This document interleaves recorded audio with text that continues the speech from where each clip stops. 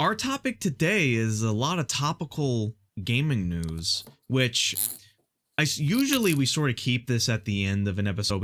I don't want to like get too into like week by week news updates because there's always like a lot of little things that I barely have anything to comment on.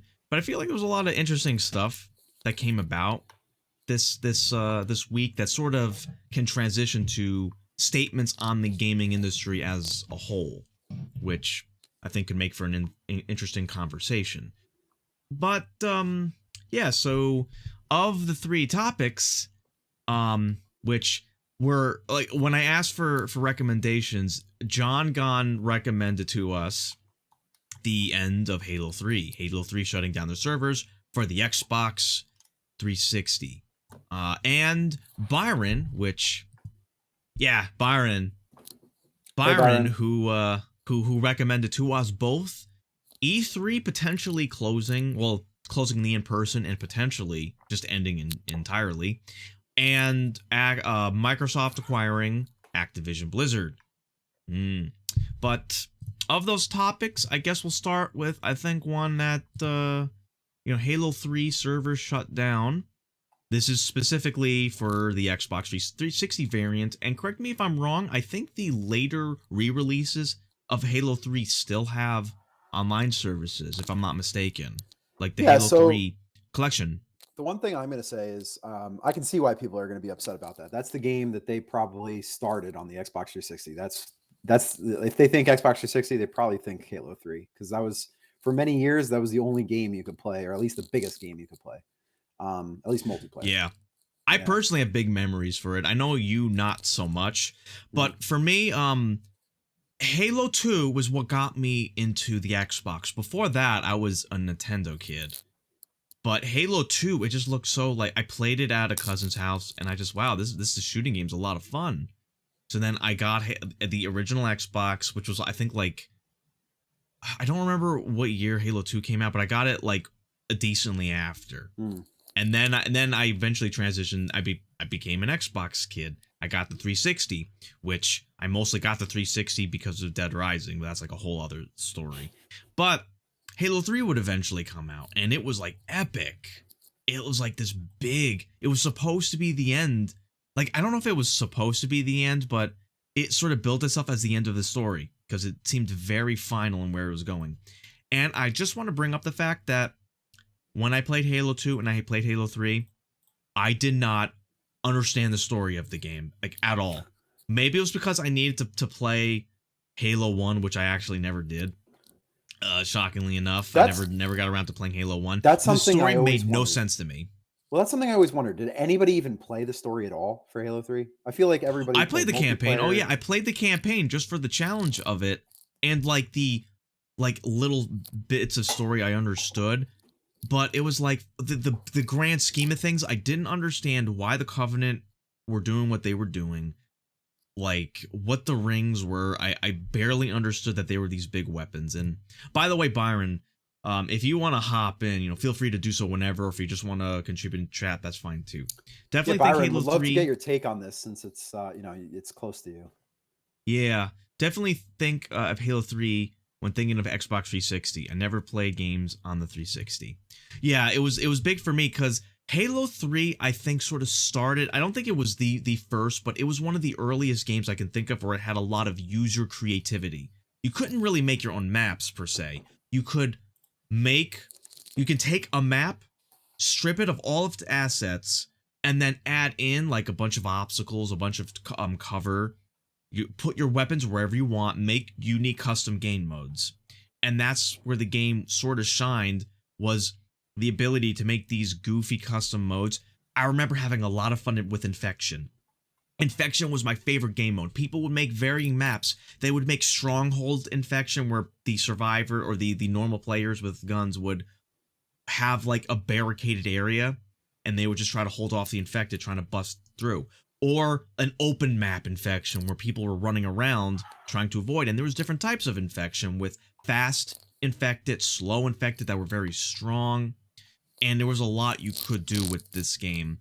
And also Rocket Tag was a fun one too. This was a game, I think, that was sort of promoted by Bungie themselves, where you would go around on the ATV. I forget. I think it was called the Mongoose. I might have that wrong. I might be confusing it. But you'd have a driver, and then you'd have a player in the back with a rocket launcher. You would have a race. You shoot your rocket launcher to throw people off. The game, you were made invincible, so you wouldn't die from the rocket. You'd just be thrown about. There was also Griff Ball, which was sort of like a sport. Like you would have to catch a ball. That. Everyone had melee weapons. That one was actually kind of fun. Think you had a hammer or a sword. Those are the something available. like that. It was like almost like football in a way. Yeah, pretty much. I actually remember it being kind of fun.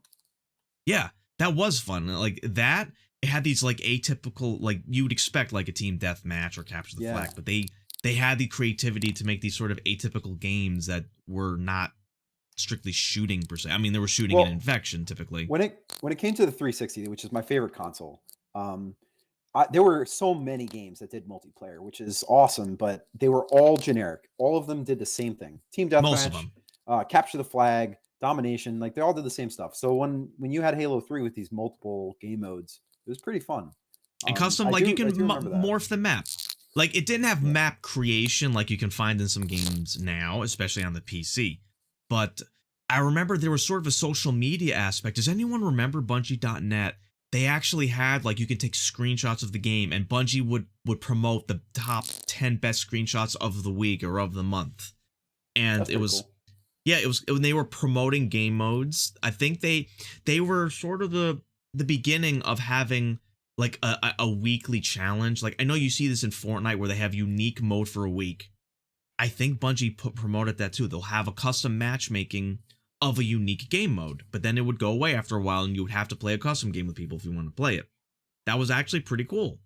But yeah, that was like, so I never got into social media, but I did get into sharing screenshots and video clips and all that. Cause I remember there was a competition on XPlay. They would have they would have their own race. And it was like I forget the name. It was like Mr. Sark. I actually placed in one of those once, like way back when. Really? And yeah, but you know, it was. I don't want to get too into that because I think a lot of that's kind of hard to dig up now.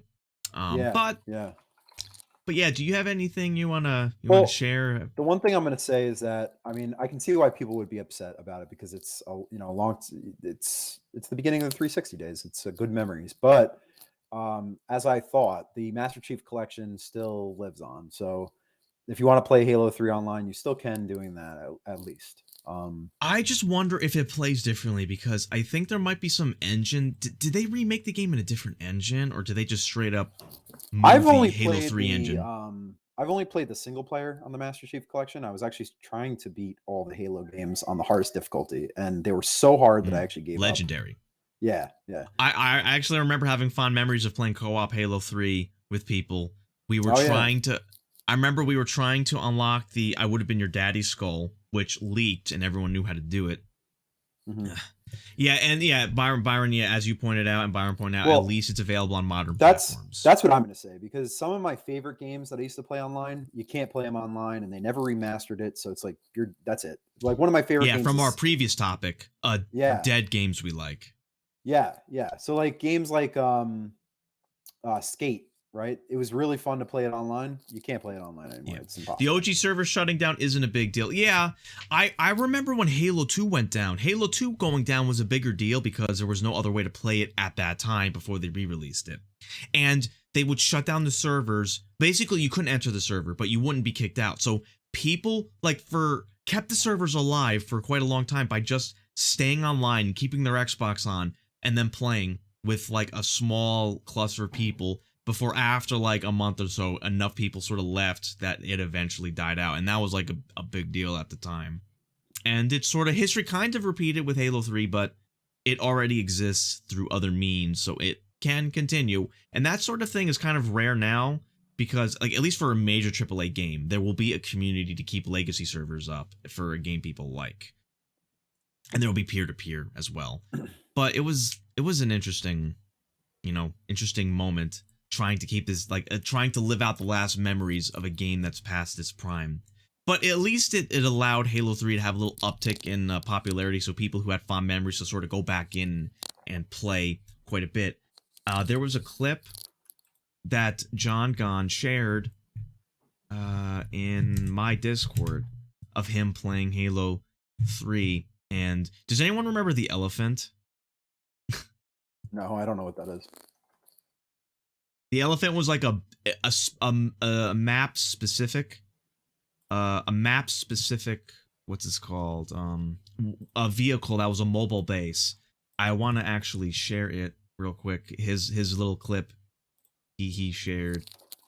So give me one sec. 10 elephant flip. Okay. At stream. There we go. All right. Let's play his clip. John Gon's clip. They're on the mobile base and they flip it over. That thing is huge. No. I survived that shit. I should have died.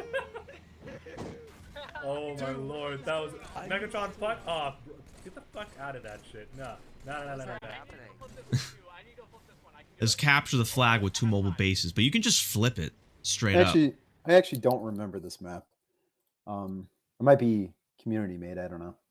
No, that map. I remember that map. I forget the name of it, but it was it was like one of the biggest maps that released at the time, and it was for big team battle and all that. That's what it was sort of well known for. I remember that. I remember that was my favorite. At the time, I was like, I want bigger maps. I want more people. I want a big chaotic fight. That's what I was going for. Yeah. Now it's like sometimes these huge maps are just like it's senseless fighting and not organized or too big that there's a lot of dead space. That map did have a bit of dead space in certain areas like the outskirts. But that map allowed you to create custom areas with they called it the Forge mode. I just remembered. Oh, Forge mode. Yes, I remember Forge mode. Yep. Yeah, that's what it was big on. Like you can sort of morph it as you want it. I mean, the one thing, like those days, I feel like maps were a lot smaller. And this is kind of off topic, but games today, the maps are huge. Like I was playing the new Halo, and some of these maps were like too big. There's too much dead space in between. Yeah, I can see that. I haven't played in like any recent Halo game. I'm trying to think of like the last team deathmatch kind of game. I haven't played a game like that in a while. I'm so used to BRs. I'm used to big maps with a lot of dead space. See, it's that's different. That I'm okay with. Yes, because that's the fits, style of the game. It fits. Yeah, it fits that style. But for a game like Team Deathmatch where you need persistent action, dead space would just suck the life out of it. That's like a whole different topic in and of itself. Yeah. So. Yeah, I'm not sure if there's anything else you want to bring up before we move on to the next thing, or if anyone in the chat wants to sort of jump in, feel free to do so at any point. Any final thoughts on the whole Halo 3 going away? No, I mean, the thing is, I think it just makes news because it's like, wow, they're shutting that down. But to be fair, you can just play it again in Halo Master Chief Collection. So they're not left with nothing, which is good. It's kind of like clickbait because a lot of the headlines is Halo 3 going away online. Can't play it no more. And then you open the title. Oh, that's actually but you can still play it through several other means. But this is a milestone moment because there's really no reason Microsoft needs to keep up the Xbox 360 servers because it's old enough or there's just not enough people. It's a different like a different legacy server. I think that they can't just like reuse it, so it's wasting money at that point. I mean, not that Microsoft has to worry about money, as we will soon get into, but I think for our next topic, before we get into that can of worms, we can sort of get into, as you guys can see on my mildly tacky title, the end of Halo E3, a double entendre, because we're also talking about the questionable future of E3, which every year it's the same thing. There's like news reports. I think, Byron might be jumping in, but just real quick for E3, it's like every year it's the same thing. Is E3's ending? E3's ending, which every year it gets like less and less play. It's less and less important. Occasionally a company would not participate. But we got Byron. Let's see. So hey, Byron, can you hear us? Hey, Byron, how's it going? Hey, it's going good. Hey, nice shirt. I like it. Thanks. Perfect and relevant for our topic of E3, Microsoft, and Halo. So now, did you want to comment on something from Halo 3, or did you want to comment on the E3 thing? Not really. I don't really play Halo, but it's sad to see the servers go. But like, at least you can play Halo 3 on modern platforms. So You not said really. that you played Halo 3 in the Xbox 360 No, days, right? not You necess- just you yeah, associate it with when 360. I think of Halo 3, yeah, 360. Got it. Okay. Yeah. It's like the definitely, Halo console. Yeah. Yeah. Yeah, the Halo. At the time, that's all it was known as. You know, Yeah. like they didn't have anything else really. Yeah, Gears of War, I think was Gears of War before or after Halo 3? I'm trying to remember. Gears of War was a launch title, the first one, but it didn't really Oh. pick up as much popularity until like the second and third one, which was Yeah. like big day. You know. Banjo Kazooie nuts and bolts. Yeah. Ah, right, that's all. yes, That's the only other. That's thing they had, another yeah. cornerstone, which, you know, we will get into that in a little bit after the E3 topic, but, you know, Rare, they, you know, that was such a popular, great game, truly captured the essence of good. Banjo-Kazooie, where they mocked the idea of playing the old style in the first few minutes of that game. Such a disaster. Don't you just love that? Also, the redesign of Banjo-Kazooie, you know, with the blocky look, looked interesting. You know, I'm kind of fine with that redesign. It's not great, but like it could have been worse.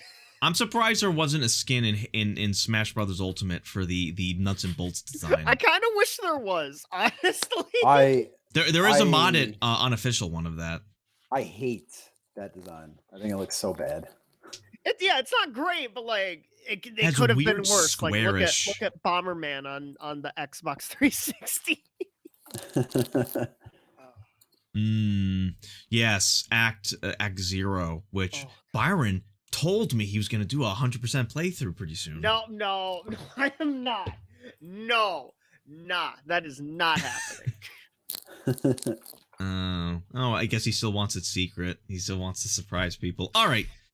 Anyway, so I guess sort of just talking about E3 in general, and personally, I have a lot of fond memories of E3 during my high school years when I didn't have as consistent internet access, and the only way I can sort of get news on new releases was from E3 or get hyped up for games that were coming out, like with new trailers, with gameplay videos, and there's a decent amount of like E3 moments, and we're sort of gonna miss the whole idea of these companies trying to one-up each other.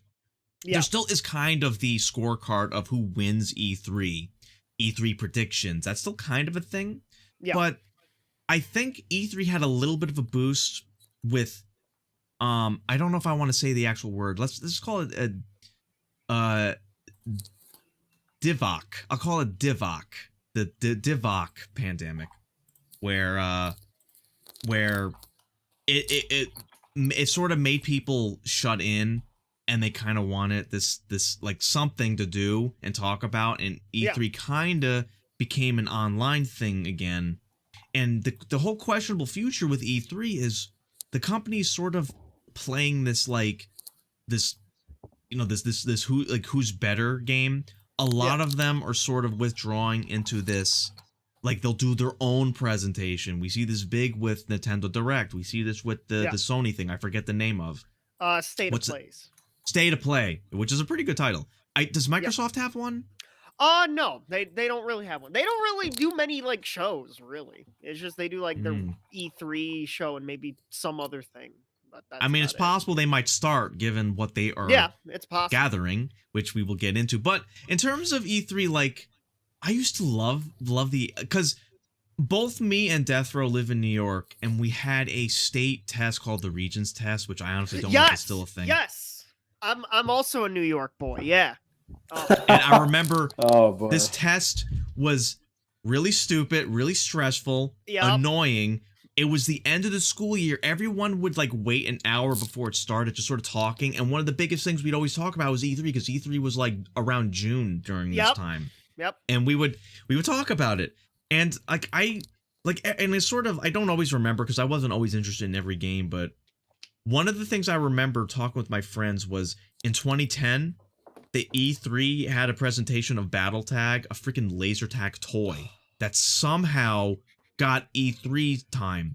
Like, why a bunch of toys got into the video game thing, I don't understand. Maybe they thought, oh, it's like like, you know, a video game is a game and these laser tag is like a shooting thing, and it was like the dumbest thing. I have some. I can show a screenshot. But does anyone remember that nonsense? I don't. No, but like that sounds like E3 because like there was obviously like Wii Music and the dude with the with the drum set and like there's been all sorts of weird shit at E3. The only E3 memories I have. Oh, Like, look at just real quick, like this battle tag. Battle tag. that looks they got- cheesy It- and, like it doesn't work. That's what that looks Yeah. like. I only found out the name of it from, you know, looking it up, like the E3 laser tag moment. And I doubt this is like, it might still be on bargain bins, but the fact Of that course, they this wasted is a E3 Ubisoft thing. Of course. Wait, it's Ubisoft? Oh, that's Yeah, I didn't even Ubisoft's notice. battle tag. That's how they got on E3. Okay, so Yeah, no fucking Ubisoft wonder.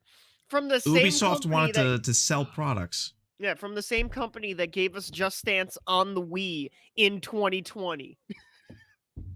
Oh, that was weird. Ubisoft is a weird animal, Yeah. I have to say. But They're one, yeah, their like- one franchise I care about is dead. R.I.P. Rayman. Rayman. it is Yeah. it is a shame. But do any of you have any like good E3 memories? Well, or okay, anything so like I that? have two very specific E3 memories, and this is the only thing I can remember of all the E3s that I ever cared to look at. Mhm. One of them, I'm pretty sure it was during E3, was the summer, or it was the summer that Connect came out. Do you guys remember that? It was the very first Connect, and people were Yep. freaking out because they were like, "This is going to be a game changer. This is going to change." Yeah. the way we Oh play games." God. Yeah. Ugh. Connect. And they That's did the gonna, that's gonna Connect. change the They industry. were forcing it with every Xbox. Like you had to Yeah. have it. And do you guys remember? Controllers? Fuck them. Yeah, yeah. You Do you use your guys remember? hands, brother. They did a thing for the connectimals. Was it- Yeah. what was it called? The animals, tiger. yeah. It was the- That. Yep. It was the little girl and the tiger, Yeah. and completely the whole thing was an act because Kids roll it's not over. actually seeing her at all. It and was that like, only I think it came was out like after the fact. pre-recorded or something. was I don't pre-recorded. know. Pre-recorded, and she was acting. Same with Star Wars. If you watch Yep. Star Does Wars, anyone- he did this like really cool like lightsaber thing, and if you pay very close attention, you can see that his movements do not like show on the television. So Yep. it's completely. How about the kid? active. I forget. There was a kid that interacted with you. I forget his with name. the It was tiger, a virtual with kid. the tiger. No. Was- There was Oh. a virtual kid, and there was this woman talking with the kid, and the kid would react to this person. But That one I don't that remember. must have been pre-recorded. I forget the name of it. It was a tech demo that never became a game. But it was, Oh. oh man, it was so easy to stage, and then it looked so Yeah. stupid. Well, and look then at- and then just- Connect turned into utter shit after a while. Yeah, and they Oh, try to. I skip found. a I ton, found. too. Okay, GK. I found the name of the thing. It was Project Natal. Project Natal. Project Yep. Natal. Yeah. Which I don't think ever became a thing. E3 2009. I don't think Yeah. that ever became a thing. No, it did not. It was a tech demo to like, oh, look Yeah. how advanced we're in the future. Controls are obsolete. You can just, flail about. They were trying to, because at the time Wii was just selling so Yeah, many we units. was selling Yeah. like hotcakes. So they were like, I "Hey, remember what can we do?" Screw Attack did a hilarious video, which I don't know if I can find because it was really old. This was back when Pro Jarrett was on Screw Attack. They pretended to be in Microsoft executives, and they were like, "We are releasing the Kinect so we can make the most amount of money with minimal effort. We're getting rid of gaming. This is our future." Like, Yeah. and I don't know. It was funnier if you actually find the video where the Kinect announcement, but I thought it was like the funniest shit I've seen because it was weird. They were so gung ho. They saw how much money the Wii made, which honestly, looking back, the Wii was a bit of a novelty, but it worked for what Yeah. it was. And then, fucking PlayStation Move, they tried to do the same thing. I Yeah. can't even think of a game that released for that. There was the only real like PS Move game that I know of. There was an Ape Escape game that was a Really? PS Move Oh, exclusive. I had no and I'm like, idea. what the? And I'm like, yeah, Was it what the good? So this is what the franchise has come to at that point. Was it good? No, Of course No. not. no, and I think there was Uh. like a Little Big Planet like mini expansion that was PS Move only. Really They weird. did, Yeah. they did a lot of stuff like that. Yeah. Yeah, I guess was a maybe weird Kinect was time. okay for Just Dance, but that's pretty Yeah. much it. Yeah. The novelty. Yeah. I do remember the Sonic. I think was it what was the one where they were on the hoverboards? I forget the name of Oh, that Sonic game. Free Riders. Sonic Free Riders. Yeah, it was originally Sonic Riders on the GameCube, and then Sonic Free Riders on Kinect. And does anyone remember how the 2-player mode worked? Does anyone remember? No. No. Oh, No, God. I remember. Let me just do this real quick. You actually had to go. You have to hold each other by hand. You had to lean against your friends like this, and then go lean back and forth. That's how they did the sounds really 2-player bad. mode. No. Wow. Yeah, it was Jesus Christ. actually let me look it up. Sonic Free Riders Holy multiplayer. Shit. Multiplayer.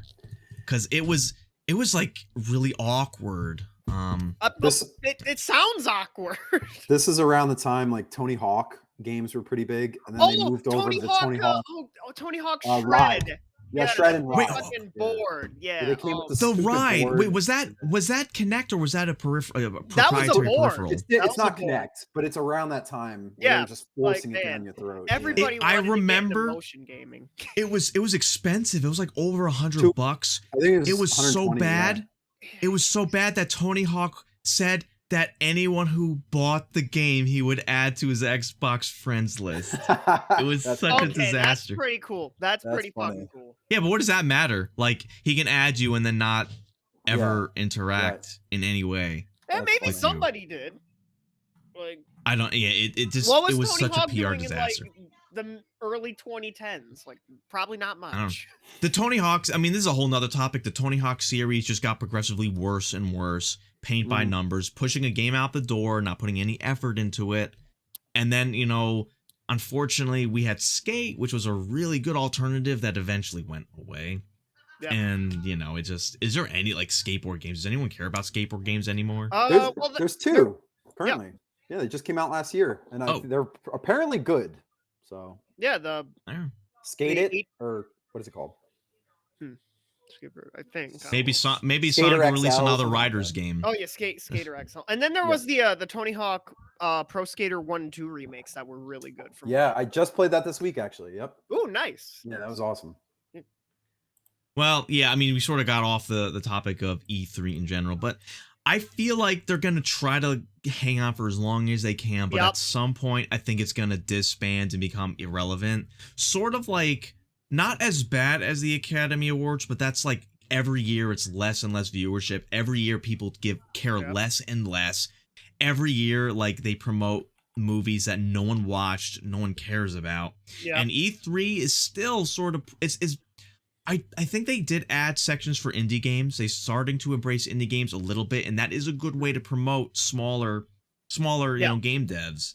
But it's still like, yeah, I less would say honestly, Jeff Keighley's show, Summer Game Fest, does a better job at promoting smaller independent games than E3. Does anyone remember E4? Wait, No. what? E4 Okay. All. It was a different like competitor to E3, but it was supposed to be like more small scale, more hands-on, more open to the public. Like you didn't need a ticket, you can just show up. And they would try to get game companies to give playable demos, to give swag and all this, to have like more interaction. It lasted, I think, like 1 or 2 years, and then they had to stop because the company stopped like investing, because the companies invested into E3. They didn't care about E4 All. That was like, it was a pretty cool naming convention, but it was like clearly the lame sequel to E3 back when E3 was still relevant. The E3 that I last cared about, I think it was 2018. They announced a Fallout game. I think it was Fallout 76 or something. And the crowd knew it was all BS, like what they were saying. The crowd. Yeah. Yeah. Well, it was actually right after that they announced some Diablo something, and the crowd actually The booed. mobile one. Yes. Oh, the crowd God, actually I forgot booed. Diablo like- Immortals, I think. I was like, And this then is they great. were This is the being death petty of about it. E3. It's like, what? Don't you guys have phones? Don't you guys have Yeah, phones? don't you or guys have a phone? You know what I saw someone comment, like, and just sort of to comment on that specifically, the fact that they've become so like disconnected from the average gamer. They're too more into the business because they figure, we go on mobile, we have the potential to make boatloads of money. What they should have done, if they had any like real Diablo game lined up, they should have had, hey, we have this mobile game, and people be booing, and then they would say, this mobile game is just to hold you over until we release our next project. You know, Yeah, if they played like- it like that, Yeah, that would have been the smart play, honestly. Because, like, yeah, you would there's a have little got thing. Yeah, it was like the Metroid Prime announcement when they announced Metroid Prime 4 after like Samus Returns, and it was like, oh, why is this on the 3DS? Where's our Switch Metroid? And it's like, oh yeah, here's Prime 4. It's coming soon. So Eventually, was- eventually. eventually, TM. Has that been like, yeah, that's been waiting. And you know, that's sort of funny too. Like, another cool thing about E3 is you go back, you find like trailers for games that just never came out. I remember watching the trailer for a game called 8 Days for the PS3. It made me almost consider getting a PS3 because this game looked so good.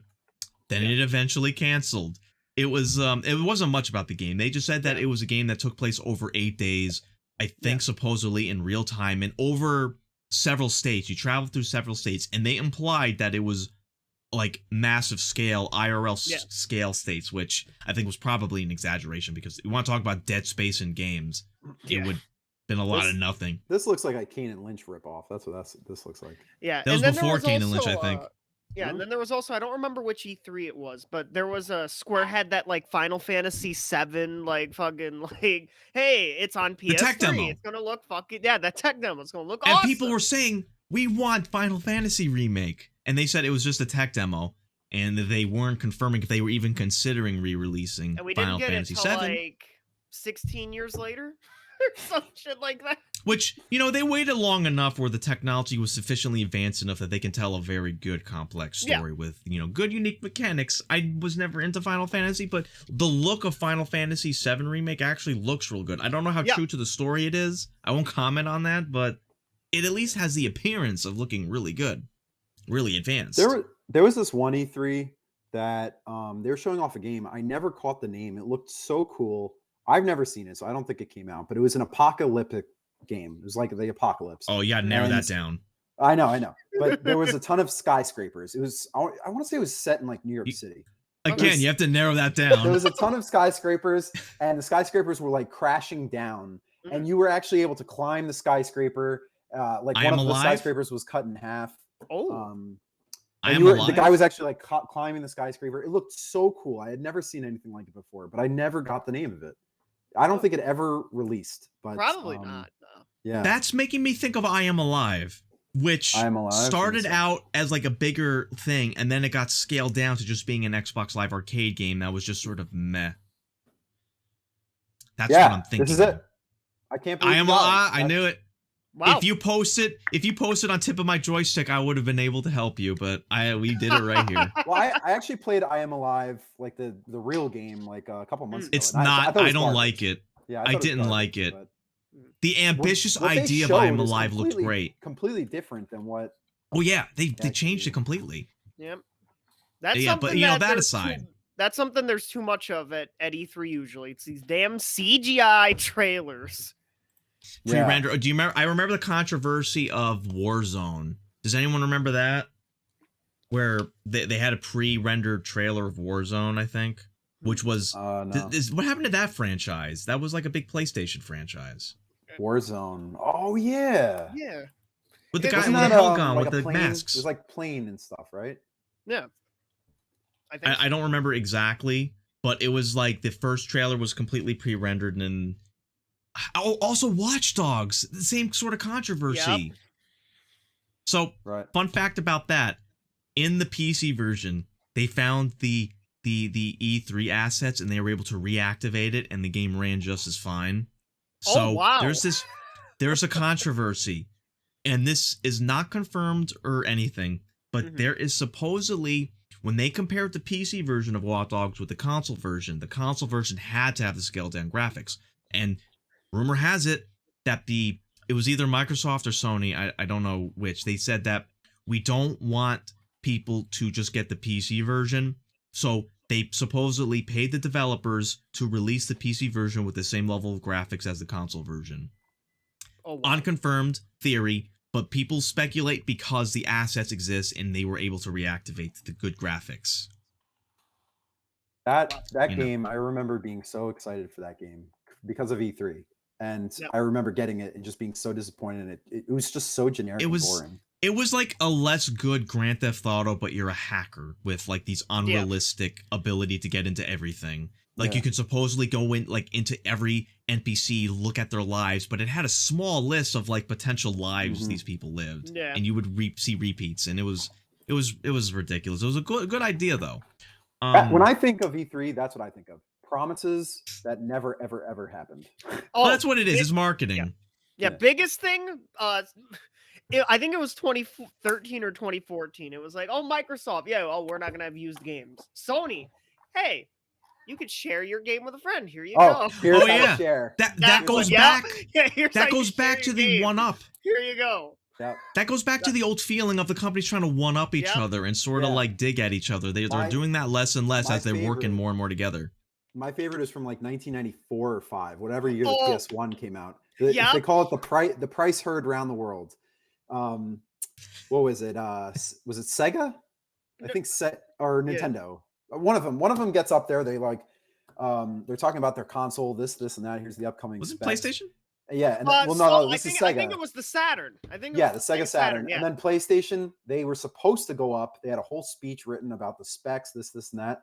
And the guy just walks up and he says $299 and then walks down. and that guy is a genius. You know what I think it was? This is my assumption. Is it that it had a whole thing lined up, a whole speech similar to Sega if the price was similar. But they figured for better PR, if the price is higher than ours, we will just show the price, and then that was it, and we would win. That's and all they needed. Like, $299. That was done. Saturn done. I wonder if it was the guy who did the speech who came up with that on the fly, or if that was like an executive decision. If our price is cheaper, just say the price. Otherwise, here's our long speech. I don't know, but it worked out so well. In fact, I'm actually gonna share the clip real quick. It's a quick clip. Oh yeah, share it. Does anyone remember the original Xbox design? Like while you're looking up, does anyone remember what the original Xbox used to look like? Oh god. It was a giant X. It was huge and bulky. Yeah. A giant All right, let's see this. Audio? Will everybody hear audio? Yeah, you should hear the audio.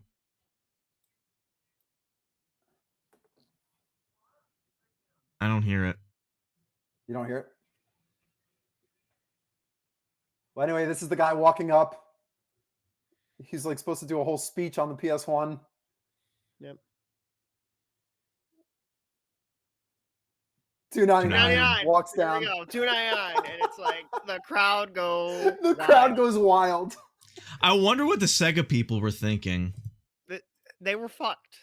Yeah. Well, remember, I think the Saturn like surprise launched at E3 as well. It's like, hey, it's out now, and even retailers were like, whoa, what the fuck, Sega? What the fuck? I think I didn't even know that. Right. I think they had to because they saw that and it was like, oh, we're dead. So they had to do it like 5 months early or something. Yeah, and then subsequently the Dreamcast, even though that was a great console, well, the Saturn. That's a big topic. The Dreamcast. It was ahead of its time. It had crossplay with PC people, which for Quake, one of the Quake games, I think it was Quake 2. I don't remember, but it was good. Like to have crossplay with PC. The only issue is that the PC players would just absolutely destroy the Dreamcast people because they had controller, mouse and keyboard. Yes, PC Master Race, but it was still a good idea in principle, and other games probably could have worked better. The thing that killed the Dreamcast is that the PlayStation 2 had a DVD drive back when that wasn't common, and the prices of DVD back then were quite expensive, but a PlayStation 2 cost the same. So why not just get a PlayStation 2, have a game console and a DVD player? And that killed it in Japan for them, and it rippled into the US as well. The Dreamcast, I think they experimented with the idea, but I don't think they could have done it. Not to mention it was Sony. Sony did both, so they knew perfectly how to mix it all in together, which history repeated with the PlayStation 3 and Blu-ray player, back when Blu-ray players were the same price as a PlayStation 3, so just get a PlayStation 3. And Xbox tried to do this with an HD DVDs. Anyone remember that? Back when there was a format wars. Another, I think this was E3. $599 US, $599 US for the PS3. Oh. Yeah. Yep, that one's really expensive. I think the Xbox 360 was like $350 or something. It was like, I think maybe it was $400, but it could have been $400. That's crazy difference in price. Yeah. Yeah, that like because people don't realize most of these game consoles they usually sell at a loss. Yep. Yeah. Like it usually costs something like $600-700 to make each console, and they sell them for like if they can Oh, master in the it, 400 or US, 500. in the US, it was $299.99 Oh, for the 360 at launch. Wow. and this is sort of getting into the history of like console launches. But when we used to work at Radio Shack, do you remember when people from Brazil would, when the new console came out, would come and just go to all the nearby places, you know, GameStop, Radio Shack, Best Buy. They would try to buy these consoles specifically because in Brazil the price is horrendously inflated. Yep. Like it costs over $1,000 or something, just due to Yeah, a quirk I of don't- their government taxing you it up brought the that ass. up on the last episode. I don't remember that specifically, but Not, it wasn't a big deal. Like people. people from Brazil who were on vacation and they mixed their vacation with buying a bunch of consoles to resell on the side.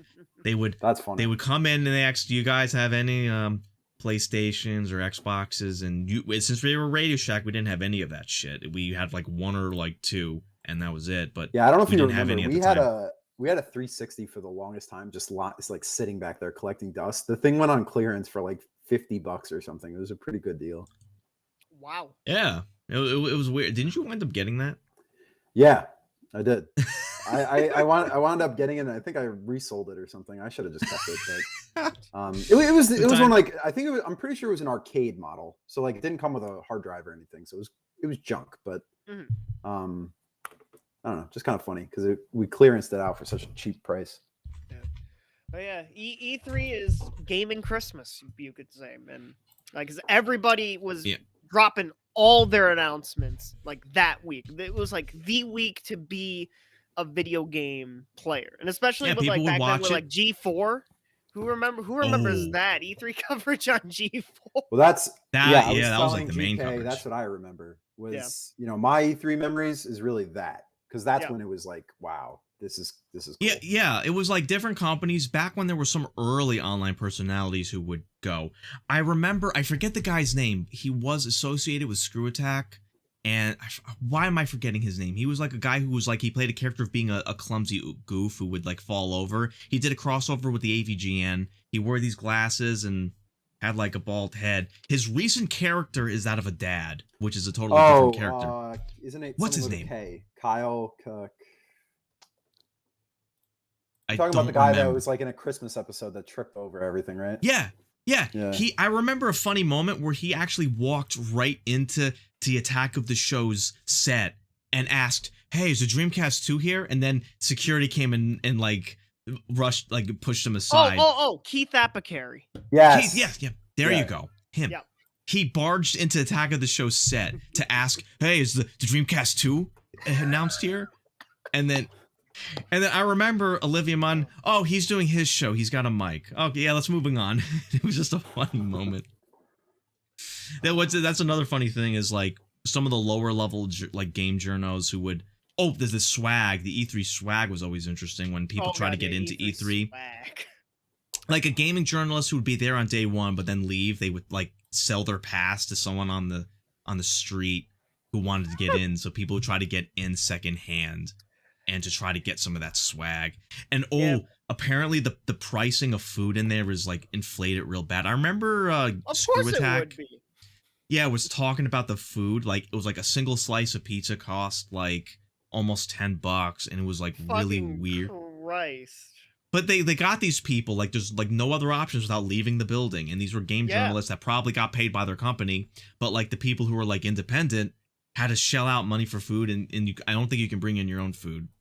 Yeah, got it. And demos, like, because I know like for a lot of people Booth until like babes. very recently when E3 like opened up to the public before, it happened. Like, you could play all the game demos, or like you would see YouTube videos of people at E3 playing the E3 that demos. was always cool. Yeah. I remember And it was Burnout always Paradise. I was really excited for that, and I didn't like that one when it came out. G4 covered that, and they showed like, oh, look at all these people playing the demo and stuff. But I feel like that kind of died because now, if like, I don't know how popular they are. I don't know if people use them, but you can get the demo right online. You know what I mean? So yeah, because I know Steam, I think during I don't know if it was last year or 2020's E3, but they had like a lot of online demos. Yeah, now it's like you get instant feedback. Instead of paying QA, you just let people get in early access to do QA for free. You actually pay to be QA because you pay up front. I had PS3 in the early days, and the PSN store at the time, that's all they had was demos. So yeah, I remember downloading all the demos. I remember going on the old Xbox like marketplace to play a couple of random demos of the game. Some of these demos actually had online. I remember that's what got me into playing Far Cry, was the old Far Cry Instincts Predator demo. And I got into Far Cry, which totally changed gears like later down the road for more realism. They got rid of like the weird sci-fi superpowers. But it was, you know, interesting time. And also behind closed door demos where the press couldn't take pictures, they can only recount what they played. And occasionally it's like a game that got canceled, or sometimes you'll hear testimony from a guy who played the demo and then it turned out to be totally different to what it actually turned into. Yeah. Well, big Pokemon fans, they remember, because I think that was behind closed doors, maybe at an E3 or whatever, some sort of convention. And people always talk about how Pokemon like Red and Blue were like very different, at least like sprites and graphics and stuff like that. So it's just, they were probably behind closed doors because they were placeholders. That was, it was like that sort of thing. But it's interesting to think about like how the game could have changed a little bit. Yeah, and then of course, like Nintendo would usually have like some big elaborate like booth at E3. Oh, there's footage of, they had like a puppet of Mario and Wario. I forget when, but it was so long ago. They didn't have Charles Martinet or Martinet. I'm probably saying his name wrong. They didn't have him. And this was before Wario, I think, had a super established voice, and they gave it to some guy with a very thick Boston accent to play Wario. That's funny. That sounds like it would fit surprisingly well. Wario with a Boston accent. That Charles guy, he was at the convention I went to in October. He charged $40 for a picture. $40. Well, otherwise he would get hounded. I kind of understand that at a convention. That seems surprisingly low, honestly. Yeah, honestly, like I would expect $20 for like an e-celeb, but $40 for an actual like known voice actor, a very well-known guy like him. $40 seems pretty okay. Yeah, $40 seems not too bad. I'm sure honestly, if you met him on the street randomly, like he goes to like, I don't know, he like you catch him at Walmart. Oh, Charles, I'm a huge fan. He'd probably be willing to do a picture. Sure. I was like $40. I don't know if I'm really willing to do that. Well, yeah, that's the thing. One picture that I'll probably blink in or something. Yeah. Oh God. But yeah, God, what do you guys think will become of E3? Since every company's doing like their own digital shows. Obviously, Nintendo started with the directs, and then PlayStation has just basically yeeted themselves out of. It's gonna die with a whimper, I think. In my opinion, I think things a few years maybe. A few years maybe. Yeah. Unless they get money behind it somehow. I feel like I don't know how. Like COVID has changed things, at least for now. But I think it's going to be permanent with some of these changes. You know, like we're going to see a lot less gatherings like that. And more a lot less like just general conventions. I feel or they'll go like digital, pretty much. You know, also I wonder, and this is a possibility, but not too likely, when this whole thing is over and we actually do get back to normal, hopefully sooner rather than later, people might be dying to get back in, because movie theaters had seen sort of an uptick of people wanting to get back in the theater, even though they were slowly dying. Then this thing happened where people were forced out. And now people are like, I kind of miss going to the movie theater with friends. So maybe E3 might have a bit of a resurgence, but then I think it'll only possible. Like we'll get to it. Like 2022 has already been a wild year. We'll get to that in a moment. Yeah, I think it would only be small resurgence. I think E3 is on the decline with every other company wanting to do their own thing at their own time. I think it's a slow decline, a tiny uptick, and then back down again. Yeah. That's what I'm thinking. Totally. Because they're probably getting less exclusives or getting less like new announcements. A lot of like new games being in, like they like it's so easy to leak stuff now. Yeah, like, surprises are rare. Speaking of leaks, remember they leaked all those journalists' information. Oh, I forgot about that. Their like addresses and everything. Yeah, that makes you want to not go. Yeah, yeah. That was terrible. And plus, like, why would the companies want to pay hundreds of thousands of dollars to have big booths. Like, imagine how Oh, much yeah. like Nintendo have to pay for their Those were like big, specifically elaborate booths. customized. Yeah. Yeah, And not Yeah, to that's mention they have to pay Nintendo. staff at E3, and I'm sure yeah, like they probably get a decent penny. I mean, it's only like a yearly thing, but yeah. there's and then the contractors devs that get would have paid to a lot s- up front. Yeah, and then like the game devs who have to spend time making a demo specifically for E3, and That cuts off and all that. Yeah. Yeah. And they have to get presentations. They got to spend time with a good presentation they think will do good. But you know what's funny is when they do a presentation and then there's like tech issues. Like I Oh, God, remember the Skyward big- Sword, yep, that's the big Yeah. one. That was the big one. Skyward Sword, like, and they're just people- sort of awkwardly looking at each other and they couldn't get it to work. Yep. Ugh, I don't know. What else do you guys think about the future of E3? And what about you, Death Row? Yeah, just things like that. I think they're just going to die out. They'll be replaced with virtual stuff. Like I think E3 Direct, not E3 Direct. Sorry, Nintendo Direct does very Yep. well.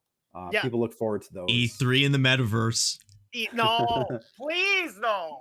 Yeah, I don't think the metaverse. I mean, this is just my opinion. I don't think the metaverse is going to catch on like very soon. I think in the future, but right now, I don't think it's Yeah. a thing. We'll see. Yeah. And then obviously Keeley will still keep his show around because it seems to do all right, especially for like indie devs. So that'll Yeah. probably be a mainstay for a while, because the industry loves Jeff Keeley. And of Yeah, course, the Game all right, Awards well- are still going to stick around. All right, so before we move on to a little bit more of a divisive topic, I think anyone in chat, if anyone has any last thoughts about E3, or feel free to jump in. But we got Microsoft buying Activision Blizzard, which Holy you shit. know I personally don't like the idea that like Microsoft has been on a buying spree over the last few years, Yeah. and with no sign of stopping.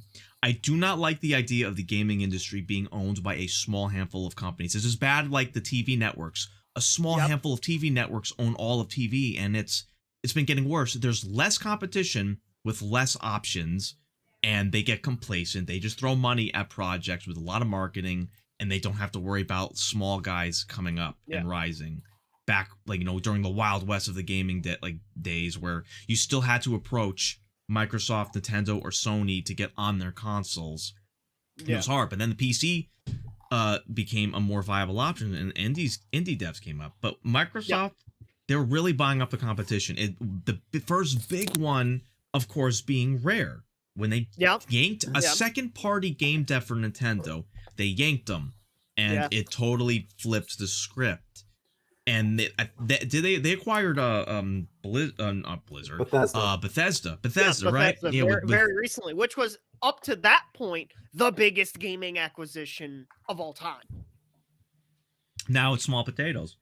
Yeah, But yeah, that- small potatoes compared to Now this. this sort of is becoming full circle, because I remember where console exclusives used to be important. As the years went on, pretty much all like major games were multi-platform releases. It was very rare. Unless you're Sony or Nintendo, up until very recently with PlayStation, anyways, most of the games are console exclusive. But Yeah, now well, Sony's even dabbled their. There's feet in actually PC. there's 3 recent games that have really got me with console exclusives. Yeah. I feel like console exclusives are just not a thing anymore, because number 1 was last year, Kingdom They Hearts. weren't. Oh Kingdom yeah. Kingdom Hearts they put yeah. on every console ever, right? It's like Yep. Xbox One, PS4, PS5, DS. PC. Yeah. The other one is just announced like a couple weeks ago. God of War is coming Yep, to PC. God of War. I'm God like, of War, yeah. what? God of- That's a long PlayStation, like Sony exclusive. Yeah. And then the other one was Halo coming to PC. It's like, well, now everybody can play Halo. Does So it's like, I anyone feel like- remember? There used to be like this was mostly during the 360 and PS3 era, where people were speculating that consoles will become a thing of the past. So there will be a one console for all games and PC as well. That was a thing which wasn't realistic, but the game industry was turning into having a console was just a matter of preference, Well, because most feel of the like games were becoming multi-platform. But with Microsoft buying everything, they're going to become like console. I feel Not console, but Microsoft and PC and I feel like not it on did the become PlayStation that, and though. not on Switch. Because if you think about it, Xbox One and PS5, or sorry, Xbox Series X and PS1 or PS5 are it's they're getting just PCs. confusing. I know. Yeah, I know. well, yeah. Yeah, They're just PCs. Yeah, You can't I upgrade them, believe though. they're using like AMD Well, you can like upgrade them. Zen 3 architecture for their CPUs. Like the last true console experience, I feel like is Nintendo sort of keeping that alive because you can't get the Mario shit on PC through legitimate means. Yeah, through Yeah. legal means, anyways. I Which think that's stupid, I though. only advocate doing Yeah, things but legally. Nintendo are gonna Nintendo. They- though, so. They did expand. They now have like Mario and Pokemon and other things on iPhone and Android. So they did Yeah. expand. Oh yeah, the mobile 'cause- market, and which that's is a been making weird. them money. It's a weird like animal. Mario The Kart Infinite 2 is Runner. raking in the cash. Animal Crossing Pocket Cam, fucking Fire Emblem Heroes. Mario Kart. Yeah, I mentioned Mario That's Kart another one. Tour, yeah. Mario Kart, Mhm. which I heard was really bad with the It's bad. paying. It's like really bad. from Like what the I've heard. odds of getting certain characters are like so rare, you got to pay money to get most of them. And but Mhm. it's a money maker, and it's a weird thing. It's not PC. Mobile's this weird animal that's starting to become kind of legitimate with Raid Shadow Legends. Hashtag not sponsored. Hashtag them could be paying sponsored. Every fucking somewhat big YouTuber under the damn sun. Yeah. Yeah, which I'm not gonna dig on them. I've never played the game. I don't know how well it plays. It looks like a legitimate game you can have fun with, but I don't want to get into that. But Mhm. the games are on mobile. You had to be simple, but they're becoming more advanced and viable. It used to be the mobile game market was utter garbage, but now it's viable. I don't know how we got on this topic, but Yeah, anyway, sort of to the idea of everything consolidating. I've got a bad feeling about this, that Microsoft buying everything. I hope they take a hands-off approach, sort of like what Disney does, and people can sort of question Disney's decisions about things, but I hope Microsoft buys and publishes, lets Activision, make their games whenever they buy another company like Rare, they let them make their games. We've kind of seen them. We've kind of seen Microsoft be like sort of hands off with Bethesda. That's good, for better or for worse, with 76. I don't know whose idea. Yeah, for better or for worse, but man. Also to mention yeah. something Death Row said earlier. Yeah, PlayStation bought like I think a couple of like smaller like PC devs to really help like get Sony into the PC space. So I think Sony's gonna slowly just get into the PC space. Maybe not day one releases, but slowly but surely get into the PC space. Yeah, I just wonder now, have Microsoft or Sony have been trying to do any kind of indie initiative to get indie games on their consoles? I haven't really been following that. I know it's a big thing on Steam, of course. Well, Microsoft has Game Pass, of course. Mm. A lot of, and that's FSA. probably that's probably the big reason why Microsoft bought Activision because Microsoft wants Game Pass to be the Netflix of gaming, and Activision Blizzard's like the biggest third-party dev in all of gaming. So Can you imagine if Microsoft were to try to buy Nintendo like they tried years ago? I don't know how I feel about that. I don't think that happens. I kind of hope Nintendo, even though Microsoft could just throw money at them and say, I hope Nintendo will be like, we're not for sale, we don't care, we want to like continue existing. I don't know. I hope. I would prefer more options that could exist. Like, it's just weird to think, like, you really dial the timeline back. We used to have, Microsoft doing their own thing, Activision doing their own thing, and Blizzard doing their own thing. Activision and Blizzard did the fusion dance, and then Microsoft consumed them like Majin Buu. That's a good. Yeah, good way to that's put it. pretty good. Yeah. Yeah. I just saw it on the fly, and I'm not even a huge fan of Dragon Ball. But yeah. Oh. Well, that's it's questionable yeah, how things this can is turn out. starting to become a monopoly. If they've bought all these companies, like they're going to now own everything. Think about what they did with Rare, right? Rare put out such great titles in the late 90s, early 2000s. Yeah, Banjo-Kazooie, Conker's Bad Fur Day, Diddy Kong Dinosaur Racing. Planet. GoldenEye. They did GoldenEye. Yeah, GoldenEye, Perfect Dark. Perfect Dark. And when Microsoft acquired them, they did nothing with it. They just completely killed the franchises. And Nuts and they're bolts. now all dead, all of them. Yeah. So they re-released them on Rare. What do they call it? The Rare Replay. Replay. Yeah, and I they think just I think re-release it's and that way. rehash. I think They that sell way. them on the Thank Xbox God. Marketplace. Yeah. That's what they make money from old shit, so they don't have to put in work to make new shit. Yeah, Easy money. Easy money. but it would have been better off in Rare's hands. So let's hope that the Activision is not going to. How much of the original Rare staff exists, I wonder? Is there information about a that? few members. The rest of the Rare staff are over at Platonic Games now. Oh, really? I didn't even know that. I didn't Yeah. know that. Yeah, like Ukulele Impossible Air. That's a lot of the old Rare guys. That's where they're at now. Ukulele. Yeah. That's Which sort of Impossible Lair is really good because it's a Donkey Kong Country style game. I haven't even. No. Okay. Is Activision a developer or are they a publisher? Both. Both. Because a lot of games that Or I've like always Nintendo. loved have always said Activision, right? Yeah. But I never know if that means Activision developed it or they just published it. In some cases, depends. it's developed. In others, it's published. It's like Nintendo. Nintendo sometimes in-house develops games, but sometimes they publish it. Like Pokemon, Nintendo publishes and Game Freak develops. Yeah. I think. Yeah. Right. Yep. It's complicated, like business dealings, like publishing and developing, and yeah, I mean, you have a good company to publish and then a shit developer to make a shit product, which is kind of like what happened with Fallout 76. I think they pawned off development to a third-party dev company, and they didn't do that good of a job, if I recall correctly. And it was just a way to make money for them. And it was a weird idea. I hope, just sort of a little bit of a tangent. I hope Fallout returns to like the standard single player model. I just don't know if that's a good moneymaker anymore. It probably will in like a decade when Elder Scrolls 6 finally finishes up. But yeah, like look at all the franchises now that are potentially going to be under the Microsoft banner. Call of Duty, that's like probably the biggest one of the group. Warcraft, Candy Crush, Tony Hawk, Diablo, Overwatch, Spyro, Crash. They need to StarCraft, make a like- Smash style game with all these No. properties. Well, Candy Crush versus Master Chief. God, I would just love to see Crash and Spyro like. Maybe Yeah. they'll revive some of these names. Yeah. That'll be good. Yeah, you would hope. Yeah. Maybe Toys for Bob and Beanox will no longer be in the Call of Duty dungeon. Now, Call of Duty though, how is that one related to Activision? Like, because I thought Treyarch develops. No, those. they flip. They Well, swap every Treyarch year. And who's the other developer? Oh God. It used to be Infinity. Infinity Ward. Ward. They're gone. They're gone. I think. they're- Infinity Ward? Like all Back in the those day. studios are under the Activision Blizzard banner. Oh, so they like for example, Call of Duty World at War was developed by Treyarch but published by Activision. So you're saying that they now own those Activision properties? That's how they churned out game after Activision year. owns that developing studio. Yeah.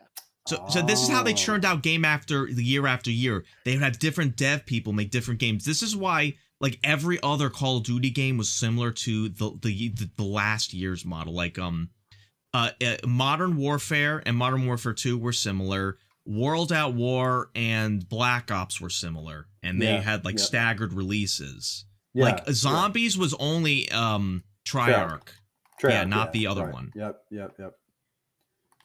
Well, It's kind of a let's- weird thing they If did. we take a look at other Microsoft properties like Halo, Gears of War, and what's the other one that I was thinking of?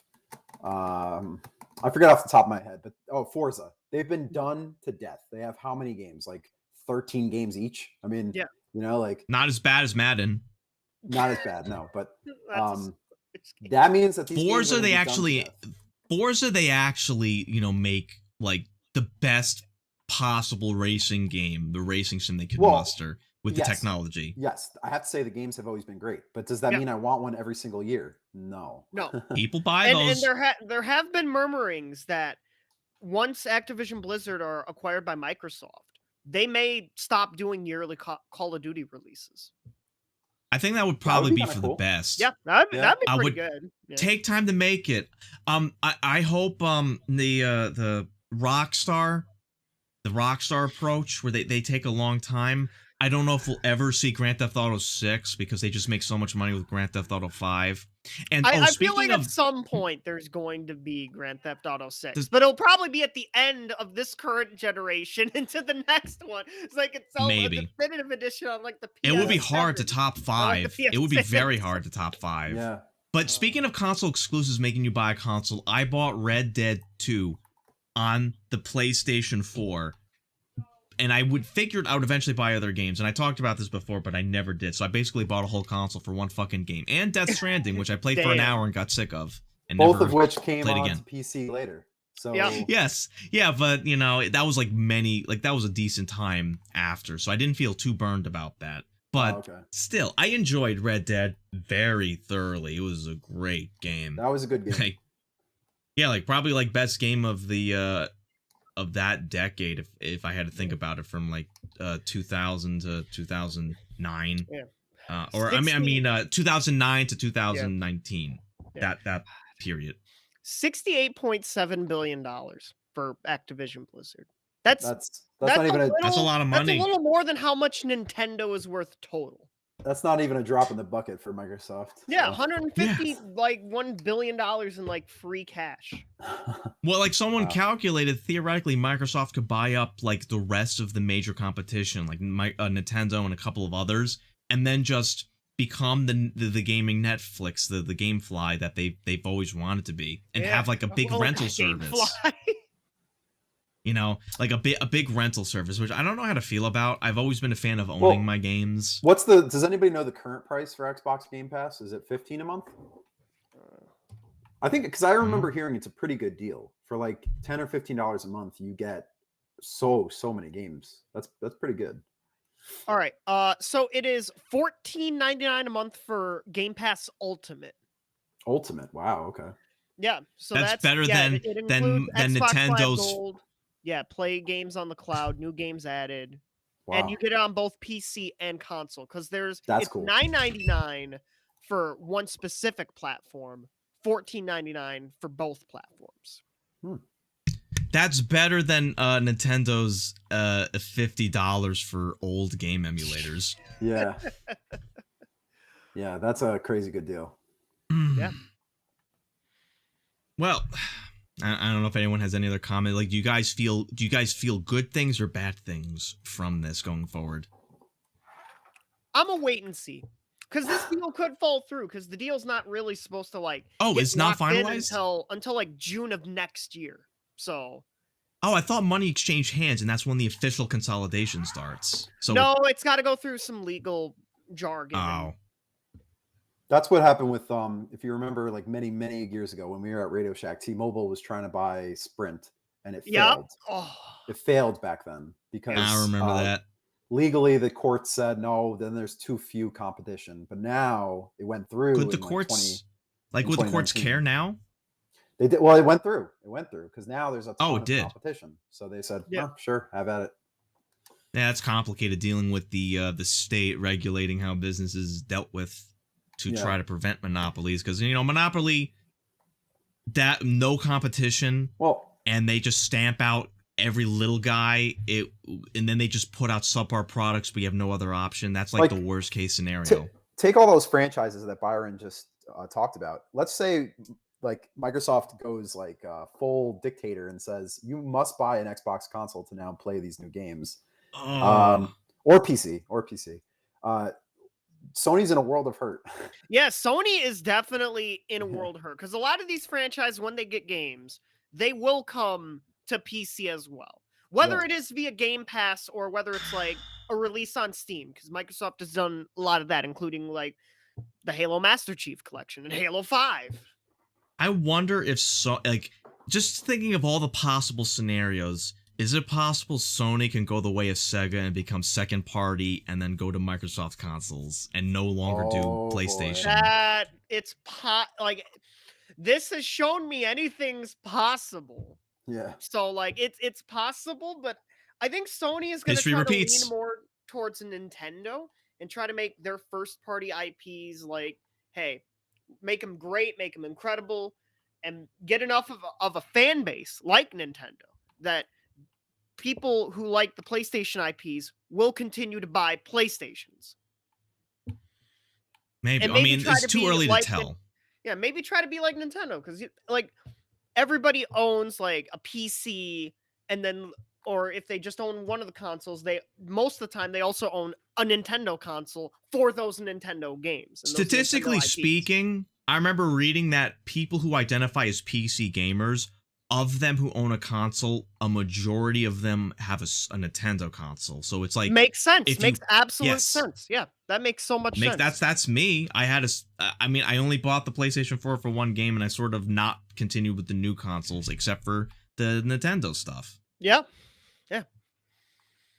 So that's what I think Sony wants to try to do. They want to try to become like Nintendo, be like that other console people own for their IPs. Yeah, But maybe, it's just maybe not, hard to because Sony's speculate. releasing games on PC, so who fucking knows at this point? It's hard From to what I say, heard, and they had a good year. 2021 was a good year for them on PS5. people They were had the- people were shut in and needed something to Well, do. yeah, like Well, yeah. Good luck trying to find a fucking PS5 right now. Well, I know. Oh, that issue, yeah. You could try to Yeah, that you know, ongoing those issue. those bastard crypto miners hoarding Oh, all yeah. that. I hate those people. Yes. Nah. No, but yeah, Yeah. that's quite I'm that's I'm still one of quite those. the shit show to deal with. But I'm actually He's- I'm actually selling my miners. So if anybody wants some miners, let me know. I'll make you a good deal. yeah, Oh, I'm only boy. going to charge 1.5 times over market value. Yeah, that's the new floor price. Yeah. Oh man, but man, that's just really weird. Like, if you want a console, you can't find one. It's like the Brazil problem, except Yeah. just Well, generally speaking. Well, there is only one console you can really find. Series S's. They're fucking in stock all the damn time. Yeah, that's the one with no disk drive, right? Yeah, and I think it's like $100 cheaper than the X. I swear they're doing that on purpose to get rid of physical games. Yeah, which I do think is inevitable. Yeah, because it costs them money to buy the blank discs, buy the packaging, and then ship them out to the stores to and then sell them at a all the lesser retailer profit. fees. For me, Because if they the only issue I have with digital games is that you can never resell the game or get Yeah, rid of it or trade yeah, it in, or, that's the one issue I have as well. Yeah. you know, like how many games? GK, I know you have this problem. You have bought like how many games on Steam? You never touched any of them. It's all 200 and I will tell you. That's just a meme throughout the whole like PC community. It's wasted just money, like, you know. It's just like I Well, I bought always have 'em. 1,800 games on a Steam sale. I can't play them all. I'll tell you how many games I bought in a sec. I'm just trying to pull up my badge, my Steam badge. I have 265 games. I played about 70% of them for at least an hour. 30% of the games I did not even touch. I actually did this statistically on someone else's stream. We were talking about games we bought but never played, and I'm surprised. I thought it'd be worse. But if you take out the games I only launched for like about an hour, it looks way worse. But Yeah, let's not talk about that. That's what I'm thinking. Like those games didn't get a lot of love. But like, let's take another example. Like, what's a really rare game today for like Nintendo 64? GK, I know you had one, didn't you? I had Stunt Racer 64, which is Sure. worth a few $100. Let's take And Stunt I Racer sold it to 64. GameStop. I sold Let's it to say- GameStop. Let's say you bought Stunt Racer 64 and on N64 back in the day, and it was a digital copy. Well, guess what? Your thing has never appreciated at all because now you can't trade it back. You know what I mean? You know what I'm saying? It'll be easy to get though, because the only reason it's rare is that it was only released in very limited quantities to Blockbuster. It was a Blockbuster exclusive game that I remember buying from Blockbuster, or my dad bought at Blockbuster. Just for because me. it's digital doesn't mean it's there forever. What about that Silent Hill demo that they had on the PT. PS4? PT, PT yeah. people playable teaser. remade that game in Unreal, like That's cool. straight up. That's cool. And people That's pretty were reselling consoles that had Yeah. PT on Yeah, it, just oh, like yeah. Flappy Bird. Oh, I yeah, I accidentally- was about to mention that. Yeah. Yeah, like Flappy Bird. That was a fucking time. I People were accidentally selling, like, their deleted Flappy iPods Bird. for thousands of dollars because it's got Flappy Bird. Yep. That was like, it wasn't that good of a game. It was like good for an afternoon. Yeah, it was fine, but like I mean, I not gotta paying give respect to the guy who $1,000 made it. He for it. made a little game, made him a lot of money, and I gotta give him respect for making a very simple thing. It made me think, Is there a kind of a simple game I could make that could make a lot of money? Maybe. I don't know. But I don't know. I guess to your point though, Death Row, if we're ever in an apocalyptic scenario, I'm gonna need video games to play, and if there's no internet, it's gonna hard to like scavenge for working consoles and physical games. That's true. Because I remember in The Walking Dead, which I think the apocalypse happens in like the early 2010s or 2000s. There was a scene where they were playing an Atari at the sanctuary, and I thought, how the hell would you find an Atari? I think it'd be more realistic to find like a GameCube or something. Maybe an Atari they can get away Or with. maybe an NES or something, or a Super Nintendo. Yeah. Oh, even then, that's still kind of weird. Like those would be physically less capable to survive shit. But it's just, I thought it was a funny moment. You would find a Game Boy, like the brick Game Boy. Boys. Yeah. But what the That's what you'd batteries? find. Oof, that would be tough. Yeah. That would be the worst thing about the apocalypse. That'd be the worst thing about the apocalypse. No internet, no video games. At least find them because they could survive like a nuke up here. Yeah, that would be the worst thing about the apocalypse. No internet, no video games. Yeah. Yeah, that'd be terrible timeline. Yeah, I don't know, but I'm still feel fine. I have like a lot of games that if I'm bored and I need something to play, I can just sort of download it and play it. I mean, it's kind of annoying to sort of allocate disk space. Like you download one game that's like 100 gigs, the AAA game like Resident Evil 8 or whatever, or Warzone. Then I want to play a different game. I have to like make space. So I have to. I think I'm done playing this. Let me delete that. Oh, I want to play it again, but now it's. I run into this problem all the time. It's very annoying. They're making games way too large. Yeah. Yeah. Everybody needs that Nintendo compression. Oh boy, yeah. But it's going to be very interesting to see what Sony does with this news, because it's like, okay, Microsoft. How are they going to react? Yeah, Microsoft just bought the biggest third-party publisher and developer in all of gaming. Like, Microsoft are going to have, after this acquisition, 32 first-party studios. Wow. 32. That's crazy. I think Sony should return to its roots and kind of bring back some old franchises like Ape Escape. I will always Ape Escape. on that Ape Escape train, my man. Sly Cooper, Jack and Daxter. Yeah, Sly Cooper, Jack and Daxter. Yeah. Ratchet's still alive. They brought back what was it? A Crash, right? So why not the rest of the more cartoony style games? Both consoles though. Well, Microsoft could bring that back now. Microsoft can bring Crash and that's so weird. Like Crash and Spyro are now Microsoft characters. That is weird. Tell that to a kid in 1999. Yeah. Their head will explode. Yeah. Or tell like younger us in like 1999. Or heads will go like 720. Be like, what? That's true. That's still so wild to me. That's probably one of the wildest things to come out of that. Because it's like Crash and Spyro were Sony franchises until Activision bought them. But now they're Microsoft franchises. Like I said, 2022, weird timeline we're already starting with this year. Already. Yeah. Yeah, I guess again, as you said earlier, Byron, it's like a lot of wait and see, and we have to just see where things fall into place. I don't know if anyone has any sort of final thoughts, as well as anyone in chat that may want to share any potential final thoughts. I think we're getting pretty close to wrapping if anyone has nothing else to say. Yeah, pretty much gave.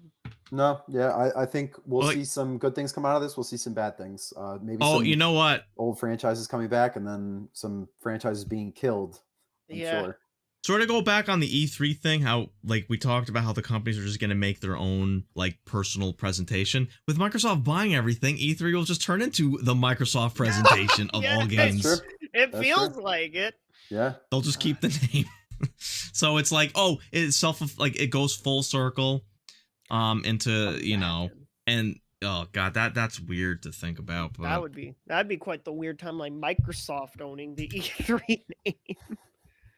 E3 brought to you by Microsoft and Microsoft alone, and with their curated list of products. Oh boy. And if you're on Game Pass, you're gonna be eating good in the next couple of years. Microsoft has just been like, they've been brewing stuff for years now, and it's Yeah, like it's with the Xbox One, it was like, where are the fucking games? And yeah. like It's now the with opposite these problem of acquisitions Netflix. included, it's like the games are coming. Yes, it's the opposite problem of Netflix. Netflix has been losing various different companies to like other services like Disney Plus, and it's separating where there's like a million different video streaming services, but video games are consolidating. It's the opposite Yeah. sort of thing effect. It's interesting. Who knows if it might split up again, or if maybe Netflix will and the rest of the networks will like recombine. It looks like that's for hard a to hot say. minute that was gonna happen to the gaming industry because like, oh, everybody had their own launcher, and I just realized what will happen with BattleNet. Yeah. What games use Yeah. BattleNet? Blizzard. Call of Oh. Duty's on there, I think, Yeah. right? Call of Duty. So, what will happen to BattleNet? Maybe Microsoft will just claim it, keep it, Hopefully- or I don't know. Hopefully, they just fucking integrate it into like the Microsoft rest? account or whatever. Yeah. That To would be me, the best case I'm getting scenario. sick of there being so many because I'm sick of these launchers. Yeah. So hopefully they start integrating some of these, but yeah. Makes it a little easy for the consumer, I guess. I mean, Yeah. you have to think what would be worse for the consumer, what would be bad for the consumer. Making things easy for the consumer to find out where to find these fucking games would be good. But hopefully the games will actually be good. If there's only one option, then the consumer's Yeah. stuck with whatever Actually, they're given.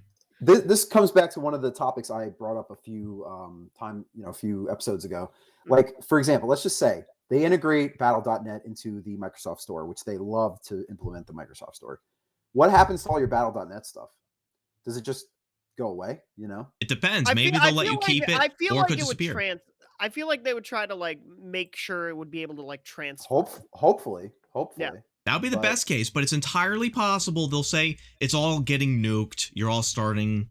Or fresh. Microsoft will just tell you go get Game Pass. Right. Yeah, that too. Yeah, Right. that's That probably too. that's what Microsoft seems to be like gun ho on. Like, oh, Game Pass. Like they Well, it's with it's the a subscription, blog they so put that out. it's continuing revenue. It's smart. Yeah, Yeah. with the blog they put out about the hey, we acquired Activision Blizzard. They just stated they now have over 25 million subscribers to Game Pass. Wow. That is crazy. Microsoft is enjoying. The future looks bright for them. I bet they're all like having their meetings, like all excited for what will happen. Yeah. Time to buy some Microsoft stock. Meanwhile, Sony, they're like, yeah, shit, apparently what are we Sony gonna do? stock went down like 20% after the Oh, I remember announcement that. Really of the acquisition. It was wild. interesting. Should have put a short on Sony stock.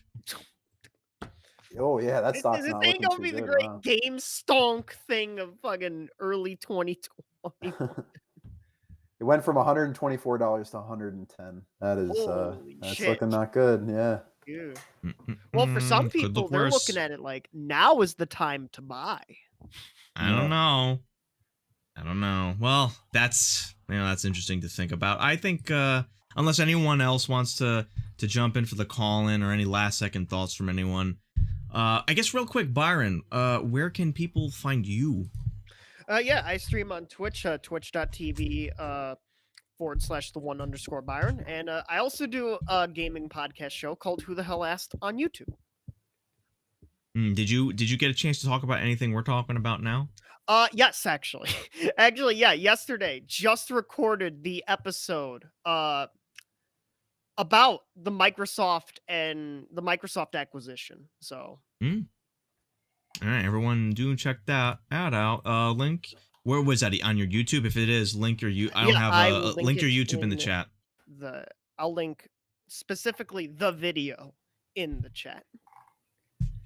All right, cool. There it is. I mean, you guys can't really copy and paste this, but you know, if you're watching, but look, Pause the video on YouTube and type it in manually.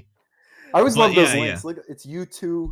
Yeah, well, yeah, that's Well, yeah, so it's- weird. it's shortened. YouTube.be. That's fine. What Yeah, the make fuck, shortened YouTube? links. It's What fine. the fuck? Anyway. next few weeks in gaming are going to be interesting because a Nintendo Direct is around the corner soon. Please, please, please, Superstars DLC. Please. I know Please. you're I wish I could be with the GK on there being Superstars DLC, but You shut up. can't. You shut I up. would love it too. Like I would buy it day one, but I just don't think it's gonna happen. I just don't think it's gonna happen. Keep your pessimism out of this.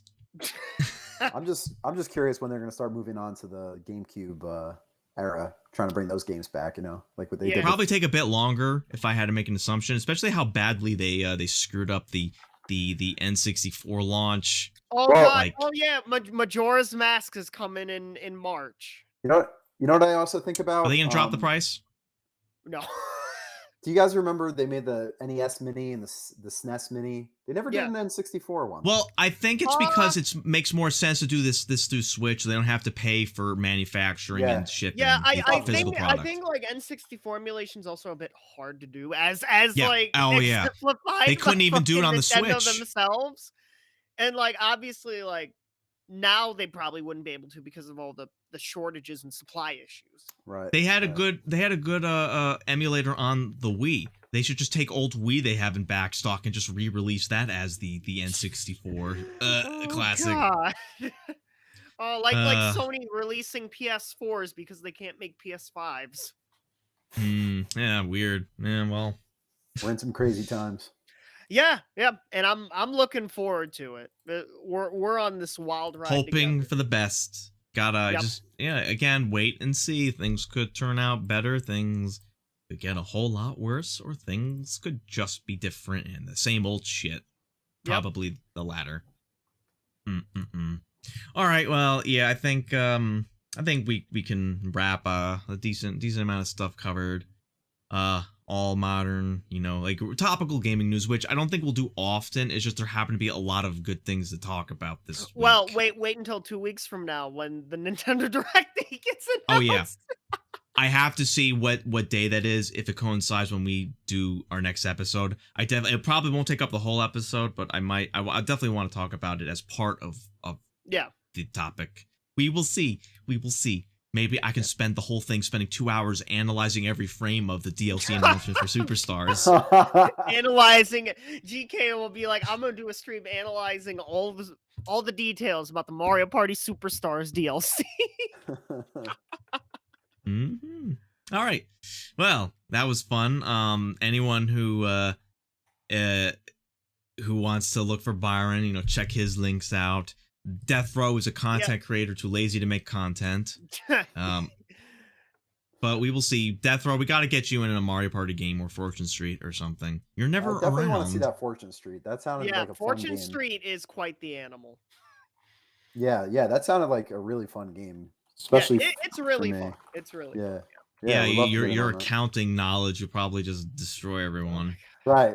Facing Exactly. an actual. Yeah, you buy game, stocks, you boy. make dividends on those stocks, and all this, and it's Right. That's what I want to, attempt. Yep. Yeah. Anyway, I'm gonna look for someone to raid. It's good hanging out. Good for you to be here, Byron. Yep. I know this is kind of like a weird time for people, like Sunday once every 2 weeks, but that was good. Got to add a lot. I'm trying to see who's worth raiding. Does anyone see anyone? I know Epic-tastic is playing Final Fantasy IX right now. Oh, he's playing 9. It's his category is Valkyrie. Oh, I don't- Epic-tastic. Oh, Epic. Oh, sorry. Yeah. I was looking at the wrong person. Oh yeah, Final Fantasy 9. There we go. The forgotten Final Fantasy. The forgotten Final Fantasy. Kind of, yeah. It came out when I think the PlayStation 2 was out, but for the PlayStation 1. Complicated history. Yeah. But yeah, why don't we say hey to Epic? Because we did raid Eckert before, so let's spread the love out. I'm gonna set this raid up. And Epic-tastic. There he is. All right, so that was pretty good. Check us out 2 weeks from now. Depending on when the Nintendo Direct is, I'll be part of it unless we decide to make it another topic. If anyone has a topic suggestion, throw it in my Discord. Also, if I announce my topic ahead of time, you can post on my Discord through text if you think you might not be around live, so we can gather your thoughts and comment on it. ahead of time. So, give people options, because I know catching us live is not the easiest thing all the time. Yep. And for those listening after the fact, be sure to follow me on Twitch. I play a lot of the video games A lot of Mario occasionally. Party. I'm about to start Inscription with the Outer Wilds ending, and Mario Party frequently, every other Wednesday and every other Friday. Be on the lookout for that, and also Fortune Street from time to time, when I can have people who are able to play. I want to try to get in some social games like Goose Goose Duck.